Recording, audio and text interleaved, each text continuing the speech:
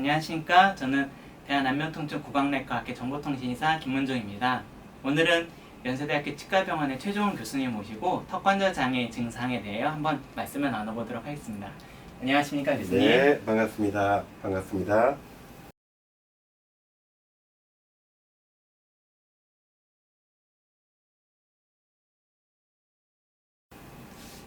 잘 지내셨죠? 네, 저도 별일 없이 잘 지냈습니다. 교수님도 특별한 일 없으신가요? 아유, 열심히 환자도 보고 또 자기 관리도 열심히 하고 있습니다.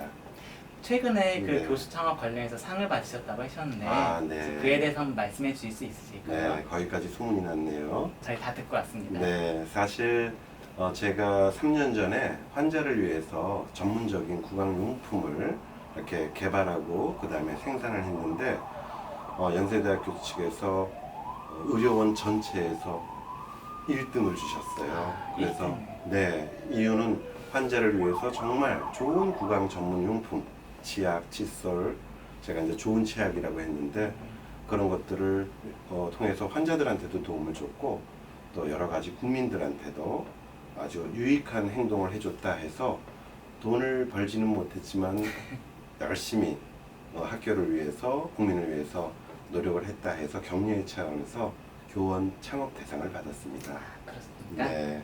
저희 그러면은 오늘은 먼저 턱관절 장애 증상에 대해서 일반인들 저희 잘 모를 수도 있는 일반 환자분들을 대상으로 말씀을 나눠보도록 하겠습니다. 네. 첫 번째로 드릴 질문은 네. 턱관절 장애가 있는 사람들은 어떤 증상이 나타나고 있을까요? 네.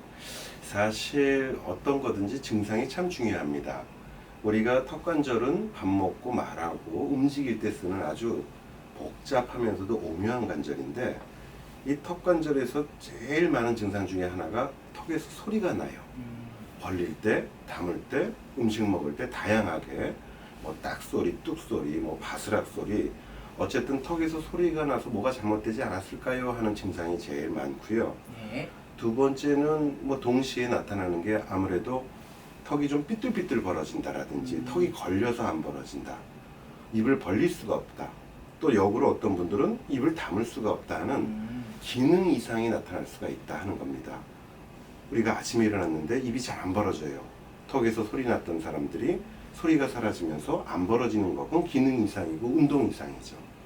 그런데 제일 중요한 게 통증이라는 부분이 제일 중요합니다. 통증이 제일 중요하군요. 그렇죠.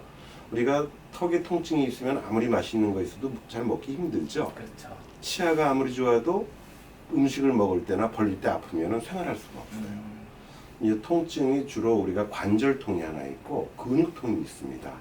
그래서 어떤 분들은 이 관절이 귀 앞에 있다 보니까 내가 이거 귀가 잘못된 거 아니야 하고 이비인후과를 가기도 하는데 결국 관절의 통증이 귀에서 느껴지기도 하고요. 예. 또 우리가 씹는 근육들, 그 다음에 긴장할 때 쓰는 근육들이 그때는 통증이 생기면 안면통, 두통도 생기죠. 그런데 이제 중요한 게 이런 증상들이 단독으로 나타날 수도 있고 복합적으로도 나타날 수 있다.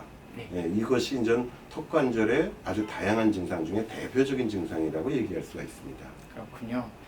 두 번째로 드릴 질문은 네. 지금 턱관절에 이렇게 다양한 증상들이 있는데 이런 증상들을 가진 사람들이 우리 전체 사람들 중에 얼마나 많이 있을까요? 생각보다 많아요. 음, 사실은 우리가 턱에서 소리가 나는 사람들을 조사를 해보면은 네. 일반적인 사람에서 약 10명 중에 3명, 심지어 우리 학생들이라든지 젊은 네. 층들은 뭐 4명도 있고, 그러니까 생각보다 우리가 턱을 움직일 때나 기능할 때 소리가 나는 사람들은 턱관절 증상의 한 부분인데 네네. 한 10명 중에 3명이면 꽤 많죠. 그렇죠. 그런데 그 중에서 소리가 난다고 다 환자는 아니죠. 그 중에는 적응된 부분도 있고, 네네. 중요한 경우는 우리가 통증을 동반하거나 혹은 앞으로 문제가 될 만한 사람들, 네네. 또 기능이 있는 사람들, 여러 가지 악습관, 뭐 이갈이라든지 뭐 이런 여러 가지까지 합친다면은 꽤 많은 숫자지만 치료가 필요하다 그러면 우리가 문헌상에는 뭐 7% 내외다 하는데 그렇군요. 제가 봐서는 더 넘는 것 같아요. 그러니까 실질적으로 턱관절의 증상에 치료를 해야 할 사람이 김 선생님 당뇨 환자보다 훨씬 많아요. 아, 당뇨보다 네. 많군요. 그래서 턱관절은 현대인들 누구에게나 생길 수 있는 나이가 어리든 나이가 들든 그래서 생각보다 꽤 많은 사람들이 턱관절에 노출돼 있다. 그러니까 턱관절 증상에 노출이 됐다. 이렇게 볼 수가 있습니다. 그렇군요. 제가 가끔 이제 환자를 보다 보면 네. 이제 부모님이 이제 중학생 정도 된 자녀를 데려와서 음. 그 자녀가 이제 턱관절 증상이 있다고 찾아오는 경우들이 있는데요. 네. 어릴 때 턱관절 장애가 이렇게 일찍 발생하는 것들이 혹시 이 아이가 뭔가 문제가 있는 건 아닌지, 네. 아니면 이런 것들이 나중에 커가지고 어떤 문제를 또 계속 일으키지 않을까 네. 걱정을 많이 하시는데요. 아, 네. 그거에 대해서 어떻게 말씀해 주실 수 있을까요? 아주 참 중요하고 좋은 질문입니다.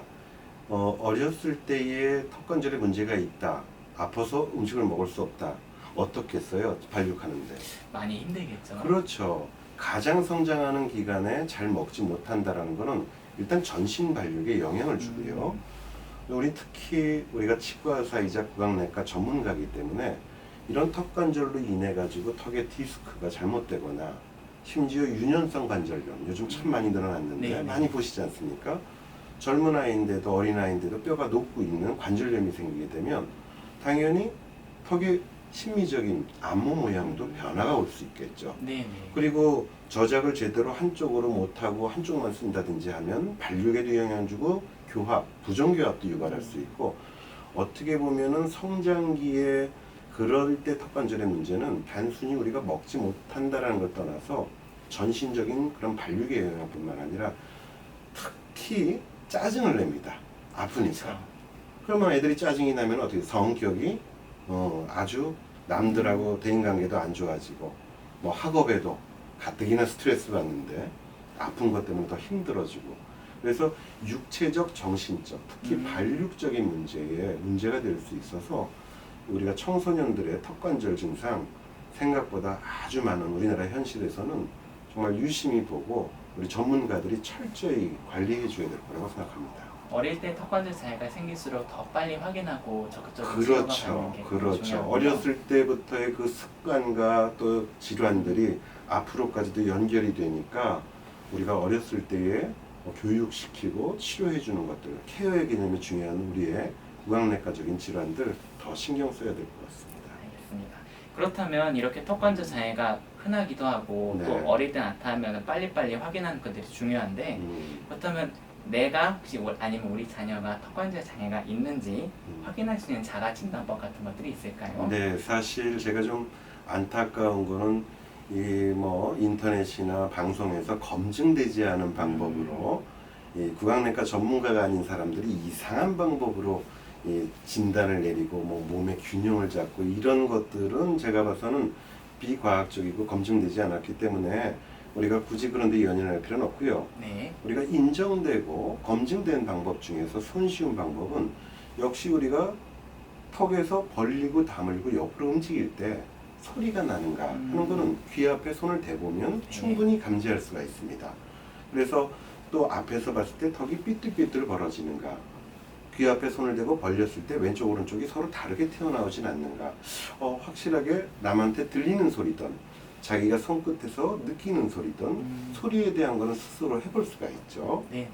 그리고 두 번째는 저 통증의 유무에서 특히 근육통. 근육통. 예, 우리가 근육들이 얼마나 뭉쳐 있는가, 내가 아픈 부위를 눌러본다든지 했을 때 유난히 단단하게 뭉쳐 있고 통증이 눌렀다가 계속 떼면 사라져야 되는데 지속으로 나타난다든지 할 땐 내가 꽉 씹을 때 튀어나온 이 근육, 근육이요. 그렇죠. 또 옆머리 씹을 때 튀어나오는 근육, 대표적으로 우리가 저작근 중에 교근과 축두근을 눌러보면서 통증의 유무를 볼 수도 있고요.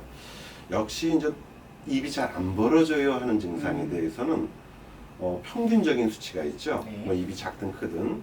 그러면 보통 우리가 한 손가락 3개 정도는 들어갑니다. 3개 정도. 그렇죠. 보통. 이렇게요. 예, 좀 조금 힘들게 들어갈 수는 있죠. 근데 2개도 못 집어넣겠다.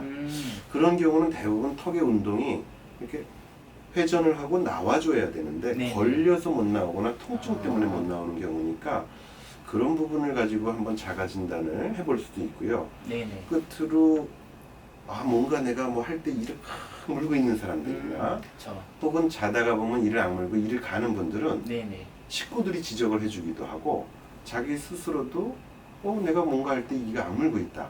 혹은 아침에 일어났을 때 뻑뻑하다, 뻐근하다.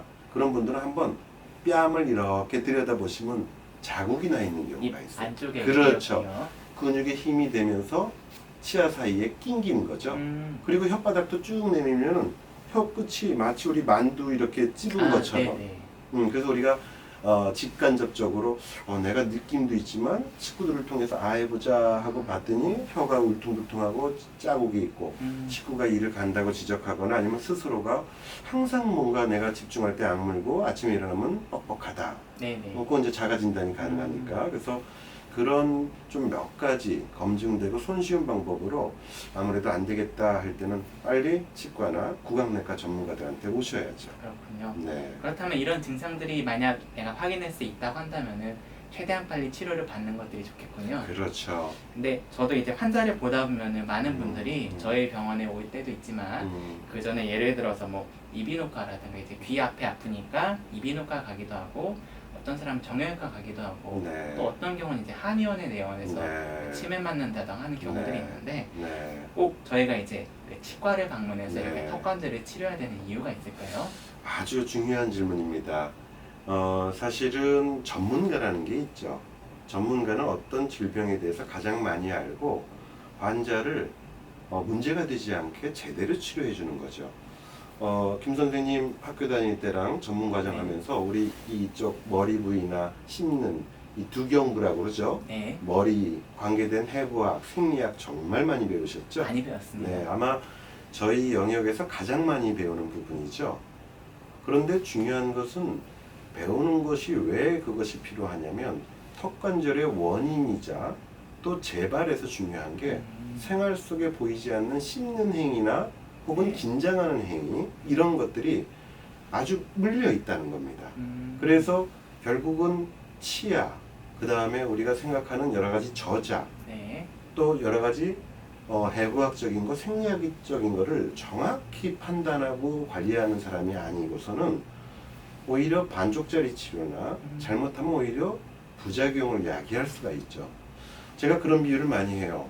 자, 문을 여는데 문이 자꾸만 안 맞아요. 그러면은 우리가 문 안 맞는 부위를 대패질만 할 수는 없죠. 그렇죠. 경첩이 끊어질 수도 있는 거죠. 또 역으로 문이 안 맞는 걸 쓰면 경첩이 나갈 수 있죠. 네, 우리가 얼굴의 구조 자체가 치아, 그 다음에 저작하는 것들, 관절이 하나의 물림의 형태로 되어 있기 때문에 그런 부분들을 가장 정확히 할 수 있는 분들이 해야 된다. 뭐 이비인후과 갈 수 있어요. 귀가 아픈 줄 알고. 자, 진단을 내려주는 건 고맙습니다. 그런데 치료는 저희한테 보내죠. 정형외과 갈 수 있어요. 관절인 줄 알고 아프니까. 간단한 물리치료, 약물치료를 할 수는 있겠지만 한의원 갈 수 있어요. 한의원 가서 우리가 침을 맞거나 혹은 뭐 뜸을 하거나 해서 통증이나 근육을 풀어줄 수는 있습니다. 그런데 제가 가장 안타까운 것은 입안에다가 장치를 낀다든지 우리 이갈이 장치, 턱관절 장치 얼마나 많이 깁니까? 그렇죠. 근데 우리는 항상 턱을 쉬게 하면서 근육을 풀어주면서 가장 중요한 치아에 문제가 없어야 된다는 게 바로 치과에서 배웠던 거고 책임지는 부분입니다. 네네. 그런데 그냥 입안에다 뭔가 끼면 좋아진다라는 그런 부분적인 지식만 가지고 함부로 치료를 해서 교합을 틀어뜨리거나 심지어 양악 수술할 정도로 얼굴에 균형이 깨지는 경우도 있고 네네. 문제는 그걸로 인해서 다른 부분까지 치료하겠다고 해서 치과 의사도 상당히 신중하게 심지어 우리 전문가들이 열심히 환자를 위해서 체크하고 하는 그 부분을 너무 쉽게 접근해서 치료를 하겠다라고 하면서 마치 턱관절 치료를 치과와 관련된 것들을 본인도 할 수 있는 것처럼 착각하시는 그런 치료는 저는 우리 국민들의 건강을 위해서나 또 환자들을 위해서 절대로 있어서는 안 된다고 생각합니다. 네. 네. 말씀 감사합니다. 네. 저희 지금까지 턱관절 장애 여러 가지 증상들에 대해서 알아봤는데요. 오늘 말씀에 나온 것처럼 이렇게 중요한 턱관절 장애 증상들을 저희가 미리미리 파악하고 올바른 치료를 받는 것들이 중요하다고 할 수 있겠습니다.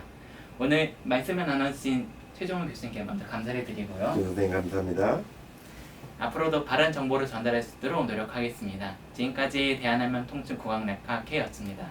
감사합니다. 감사합니다.